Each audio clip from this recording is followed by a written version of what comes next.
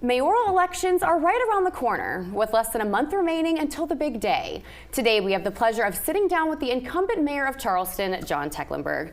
Mayor Tecklenburg, thank you for sitting down with me today. A pleasure. Glad to be with you. So I have to ask you, this will be your third term if reelected. That's right. Why are you running for reelection? So I love what I'm doing. To have a job where you come to work every day and have the opportunity to serve people, just turns me on. I love that. But we're involved in so many great initiatives now, getting things done. I want to have the opportunity to finish up on some of those things, and we'll talk about those. Yeah.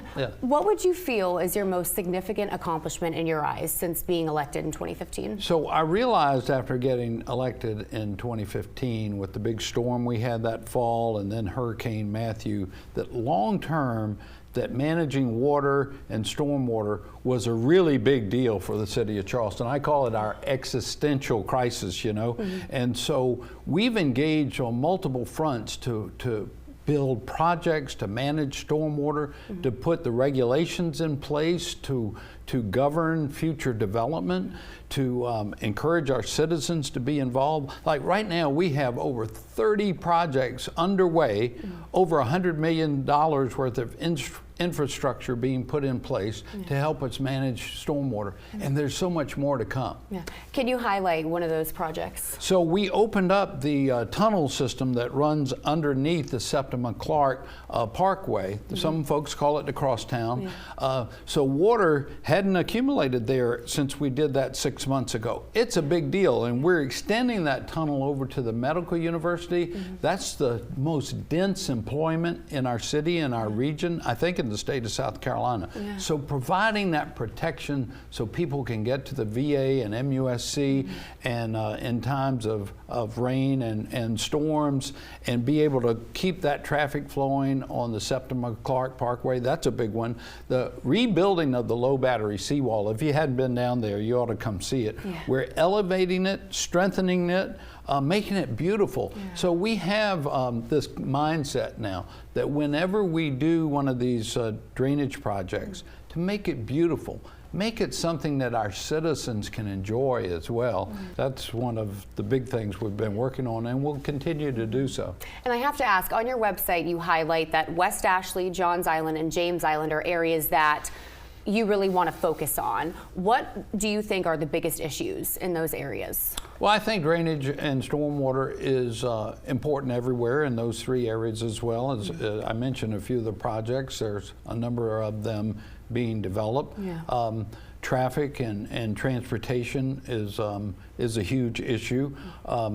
Honestly, we have to partner with both the county and the South Carolina DOT to make things happen. We had a review just yesterday of all the projects we're doing with the county of Charleston, both West Ashley, all James Island and Johns Island. There's a lot of active improvements that are coming along, including the widening of Glen McConnell Parkway, the main road, Bees Ferry, Savannah Highway overpass that's needed so badly. And I'm still a big proponent, by the way, of finishing 526. It's a DOT project. It's active.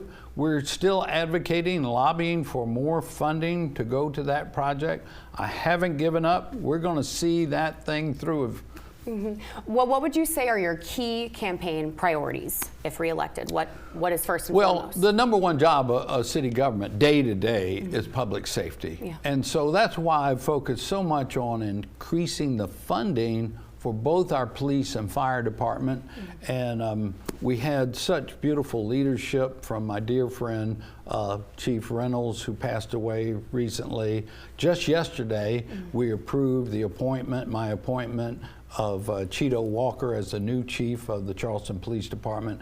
He's going to do an excellent job. We've had great leadership in the fire department as well. But both departments, since I've been mayor, we've increased their budgets dramatically, and personnel, when other cities around the country have had trouble keeping firefighters and police officers, believe it or not, we are 100% full firefighter positions. Every position is full, and 90% or so on our police officers, which is much higher than most cities in the country. So we're supporting them. We got their back, and we continue to make improvements. So we view our policing as community-oriented, as being guardians for our citizens and their property, and we're going to continue that with the leadership of Chief Walker. Yeah. Now, Mayor Tecklenburg, where can our viewers go to learn more about you and to support your campaign? Well, techformayor.com is the website. So www.techformayor.com. That's spelled out TECKFOR, techformayor.com. Check it out. We talk about the issues there, and there are other ways to support. There's only 27 days to go to the election, but who's counting? Who's counting? Not me. No. Well, thank you so much, Mayor, for joining us, and we'll put all that information down below for all of you. Once again, thank you for sitting down with me again today. Thank you for having me. We're back in 2 minutes.